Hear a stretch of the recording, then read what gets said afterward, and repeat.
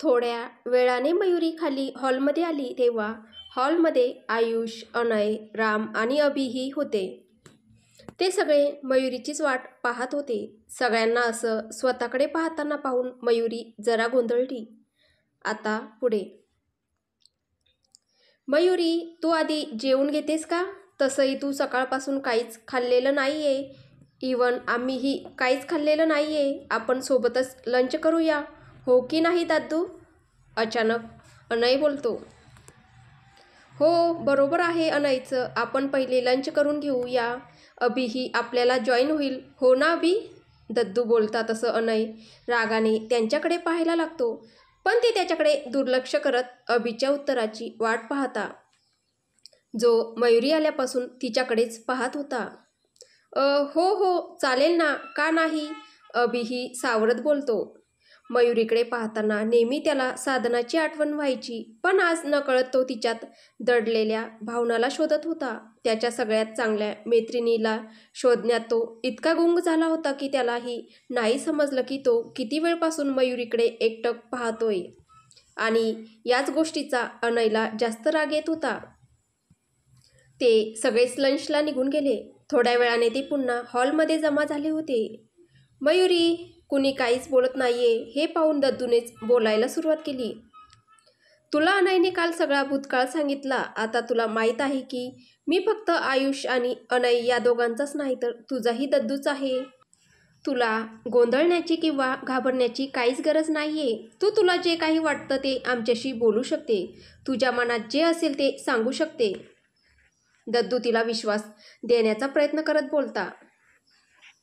मला तुम्हाला काहीतरी विचारायचंय. मयुरी सगळ्यांकडे एक नजर पाहत रामला बोलते. तुला हवं ते विचारू शकते. मला अनयने साधना मावशीसोबत जे घडलं ते सांगितलं. बोलताना मयुरीचे हात थरथरत होते. हे तिच्या बाजूला बसलेल्या अनयला जाणवलं. तसं त्याने तिला धीर देण्यासाठी म्हणून तिचा हातात हात घेऊन त्यावर हलकेच थोपटलं. तसं मयुरीने पुढे बोलायला सुरुवात केली. पण त्यानंतर काय घडलं?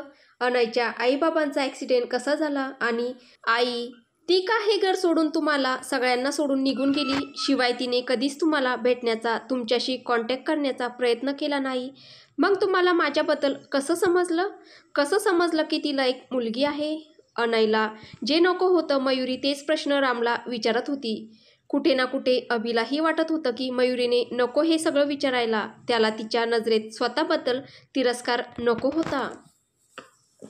तुला खरंच जाणून घ्यायचंय हे सगळं?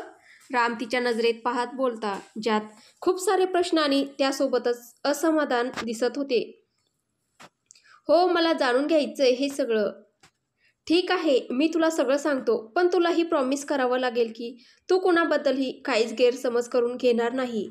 तेव्हा जे घडलं किंवा सगळ्यांनी जे निर्णय घेतले त्यात कुठे ना कुठे त्यांच्यासोबतच परिस्थितीचाही दोष होता. त्यामुळे तू कोणाचाही तिरस्कार करणार नाही. जे घडलं त्याला भूतकाळ समजून, एक वाईट भूतकाळ समजून प्लीज विसरून जाशील ना? रामच्या बोलण्यावर मयुरी फक्त त्यांच्याकडे पाहत राहिली. रामने मयुरीला साधनाच्या मृत्यूनंतर जे काही घडलं ते सगळं जसंच्या तसं सांगितलं. सगळं सांगून झाल्यावर ते आणि बाकी सगळेही तिच्याकडे तिच्या बोलण्याची वाट पाहत होते. अनय आणि अभिचा तर जीवच टांगणीला लागला होता की ती नक्की कशी रिॲक्ट होईल या सगळ्यावर. मयुरी, जयशंकरने तिला आवाज दिला. हो सॉरी, ते मी जरा माझ्याच विचारात हरवले होते. ती तिच्याकडे पाहणाऱ्या सर्वांवर एक नजर फिरवून बोलते. हरकत नाही, पण तुला काहीच नाही बोलायचं का? राम तिच्या मनात नक्की काय चाललंय हे जाणून घेण्यासाठी म्हणून विचारतात. थँक्स, मला मिस्टर अभिराज जाधव यांना फक्त थँक्स म्हणायचंय. दद्दू, तुम्ही म्हणालात ते खरंच होतं. तेव्हा जे घडलं त्यासाठी कुणालाही दोष नाही देता यायचा. आणि दोष द्यायचा झाला तर तो परिस्थितीला द्यावा लागेल. कारण परिस्थिती जसजशी बिघडत गेली, प्रत्येकजण त्याला जे योग्य वाटलं तसं वागत गेला. मग ते चूक आहे की बरोबर तेही समजून घेण्याच्या परिस्थितीत तो नव्हता. मयुरी स्वतःच्याच तंद्रीत बोलत होती, पण जे तिच्या मनात होतं तेच बोलत होती. मला कळायला लागल्यापासून एक गोष्ट वाटायची की कदाचित माझ्या वडिलांनी माझ्यामुळे आईचा त्याग केला असेल, तिला सोडून दिलं असेल. आज मला समजलं की सत्य तसं नव्हतं. कदाचित मिस्टर जाधवांना माझ्याबद्दल समजलं असतं तर त्यांनी आईसोबत लग्नही केलं असतं. पण माझी आई एक स्वाभिमानी स्त्री होती. तिला माहीत होतं की माझ्यासाठी म्हणून तुम्ही तिच्याशी लग्न तर कराल, पण तुम्ही मनापासून तिला बायकोची जागा कधीच नाही देऊ शकणार, कारण ती जागा तुम्ही केव्हाच साधना मावशीला दिली होती. आणि तिलाही कुठेतरी साधना मावशीची ती जागा घेणं ते योग्य वाटत नव्हतं. तसंच लग्न न करता या अवस्थेत ती तुमच्या सोबत राहिली असती तर या समाजाने तिच्यासोबत तुमचंही जगणं अवघड केलं असतं. आणि आपल्यामुळे इतर कुणालाही त्रास झालेलं तिला नसतं चाललं, म्हणून तिला तुमच्या सगळ्यांपासून दूर जाणंच योग्य वाटलं. पण तिने कधीच मला वडील नसल्याची कमतरता जाणवून दिली नाही. तिने माझ्या प्रत्येक जबाबदारी अगदी चोख बजावली, माझ्या मागे खंबीरपणे उभी राहिली. एकटी पालक म्हणून जगताना तिने समाजातील काही लोकांच्या वासनेने बरबटलेल्या नजराही सहन केल्या. कधी त्यांना प्रत्युत्तरही दिलं, पण तिने हार मानली नाही, कधीच नाही. अशी आई खूप नशीबवान लोकांना मिळते. मीही त्यातलीच एक होती. पण माझ्या दुर्दैवाने माझ्या नशिबावर मात केली. माझ्याजवळून अगदी निष्ठुरपणे माझी आई हिरावून घेतली. मला अजून काही आयुष्य तिच्यासोबत जगायचं होतं, हे का नाही समजत असते त्याला.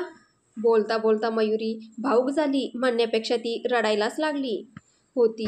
तसं अनयने तिला मिठीत घेत शांत करण्याचा प्रयत्न केला, पण बोलत तर तोही काहीच नव्हता.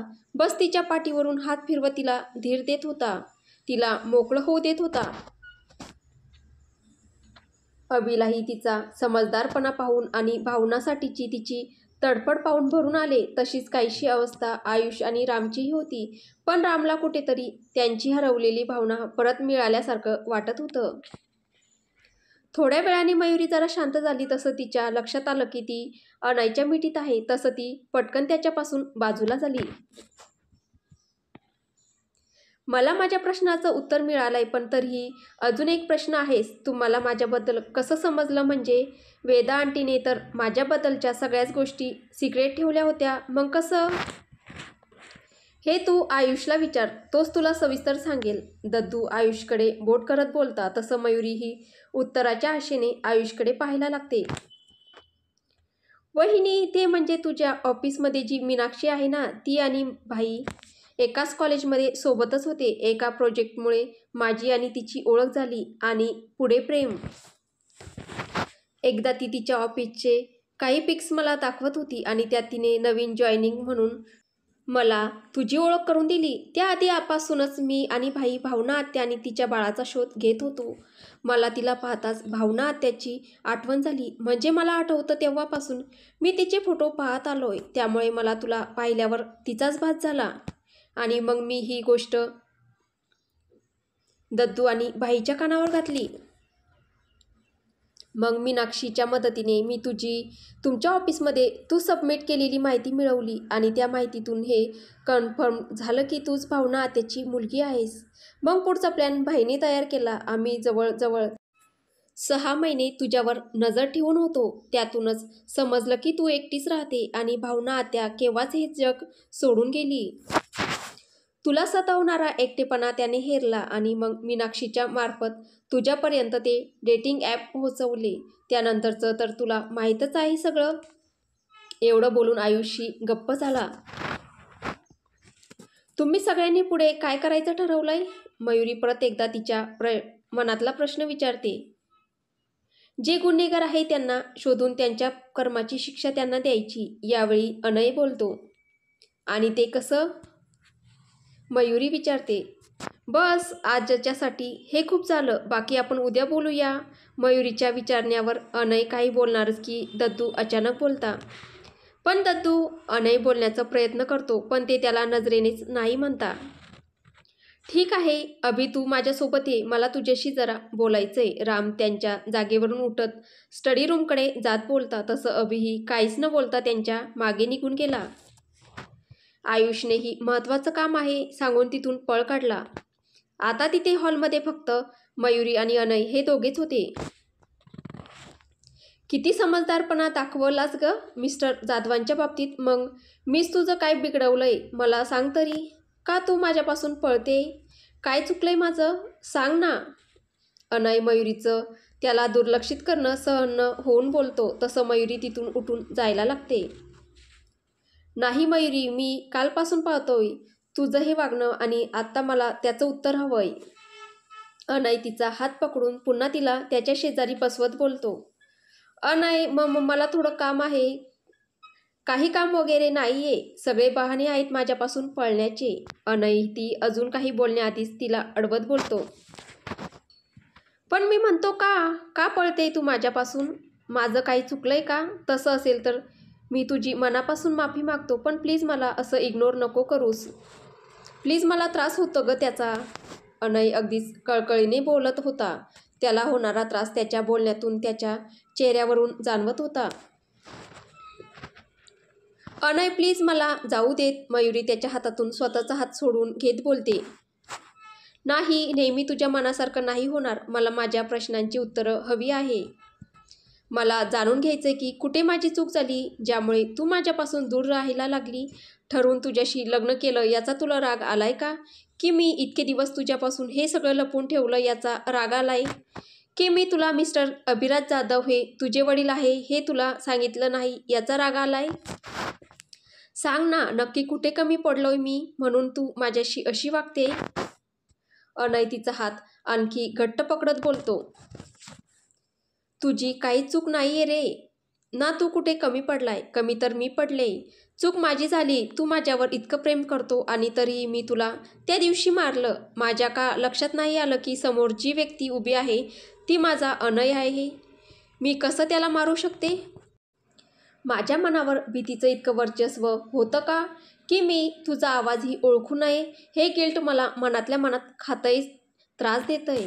मला तुझ्या नजरेला नजर दिली की ते सगळं आठवतंय आणि मग मी कोसळते रे. मला त्रास होतो त्याचा. मयुरी रडतच बोलते. मूर्ख आहेस का मयुरी तू? तू का असा विचार केला? अनय जरासं हसत बोलतो. पण अनय, मी तुला मारलं. मयुरी त्याला हसताना पाहून अजून रडवेली होत बोलते. वेडे, तेव्हाची तुझी कंडिशन पाहता असं काहीतरी होणार हे मला माहीत होतं आणि तू मला मारलं हे लक्षात राहिलं, पण तेच माझ्या ओरडण्याच्या आवाजाने तू पटकन भानावर आलीस हे का विसरलीस? मला त्रास झाला हे फक्त माझ्या आवाजावरून तुला समजलं आणि तेवढ्या एका छोट्याशा गोष्टीमुळे तू सगळं काही विसरून माझ्याजवळ आलीस हे का नाही लक्षात राहिलं तुझ्या? पण अजूनही पण आहेस का? मयुरी अजून काही बोलण्याआधीच परत अनय बोलतो. आणि एवढ्याशा गोष्टीवरून तू स्वतःला माझ्यापासून दूर करत होतीस, पण तुला मला होणारा त्रास नाही का दिसला? माझी तळमळ नाही दिसली? जीव घशाशी आलेला माझा तुझ्या वागण्याने. पुन्हा कधी जर अशी तू वागली ना तर मी तुला पुन्हा कधीच दिसणार नाही. तुझ्यापासून इतका दूर जाईल ना की तू शोधलंस तरी तुला सापडणार नाही. अनय जरासं चिडून बोलतो. अनय प्लीज असं नको बोलूस. मी नाही जगू शकणार तुझ्यापासून दूर राहून. मयुरी त्याला मिठी मारत रडतच बोलते. तू जगू नाही शकत आणि मी तरी जगू शकतो का? अनयही तिच्या भोवती त्याच्या हातांची पकड घट्ट करत बोलतो. पण बस, तू कधीच आता असा वेडेपणा करू नकोस प्लीज. सॉरी, मी पुन्हा कधीच असं काहीच नाही करणार, प्रॉमिस. ती अजूनही रडतच होती. आता बस कर ग. 2 दिवसांपासून रडतेच आहेस तू. कुठून येतं ग एवढं पाणी तुम्हा बायकांच्या डोळ्यात? अनय तिला चिडवत बोलतो. आम्हा बायकांच्या डोळ्यात फक्त पाणीच नाही तर रागही असतो आणि तो जेव्हा अनावर होतो ना तेव्हा समोरच्याला त्याचं जगणं मुश्किल होतं, हेही लक्षात ठेव. मयुरी ही चिडत अनयपासून बाजूला होत बोलते. हो का? बरं झालं आत्ता सांगितलं ते. म्हणजे मी चुकूनसुद्धा कधी माझ्या बायकोला राग आणून देणार नाही. अनय तिचे रागाने फुगलेले गाल ओढत बोलतो. आणि जर कधी आलास राग तर काय करशील? ती त्याचे हात झटकत बोलते. तर माझ्याकडे एक अशी गोष्ट आहे, ती जर केली तर तिचा राग लगेच असा फुर होऊन जाईल. अनय हवेत हात फिरवत बोलतो. आणि ते काय आहे? मयुरी अनयकडे पाहत बोलते. ते सांगू? अनय तिच्या थोडं जवळ जात बोलतो. सांग. खरंच सांगू? बघ हं, अनय तिच्या आणखी जास्त जवळ जात बोलतो. अनय, हे तू दुरूनही विचारू शकतोस ना? त्याला इतक्या जवळ आलेलं पाहून मयुरी बावरत बोलते. नाही ना, ती गोष्ट दुरून नाही ना करता येत. अनय तिच्या नजरेला नजर देत तिच्या अजून जवळ जात बोलतो. तसं मयुरी घाबरून डोळेच मिटून घेते. तिला तिच्या चेहऱ्यावर अनयचे वाढणारे श्वास जाणवतात. तसं ती मिटलेले डोळे अजून घट्ट मिटून घेते. एक्सक्यूज मी, सॉरी, पण ही पब्लिक प्लेस आहे. तुम्हाला काय करायचं असेल ते तुम्ही तुमच्या रूममध्ये जाऊन करू शकता. अचानक आयुषचा आवाज येतो. तसं मयुरी पूर्ण बळ एकवटून अनयला ढकलून देत काहीच न पाहता त्यांच्या रूमकडे पळून जाते. मागे पडल्यामुळे अनयच्या ओरडण्याचा हलकासा आवाज येतो, पण तरी तिची मागे पाहण्याची हिंमत होत नाही. तर पुढे काय होईल हे आपल्याला पुढच्या भागात पाहायला भेटेल. तुम्हाला ही कथा कशी वाटते आहे कमेंटद्वारे नक्की कळवा. आणि कथा आवडत असेल तर व्हिडिओला लाईक करा, शेअर करा आणि चॅनलवर कोणी नवीन असेल तर चॅनल सबस्क्राईब करा. धन्यवाद.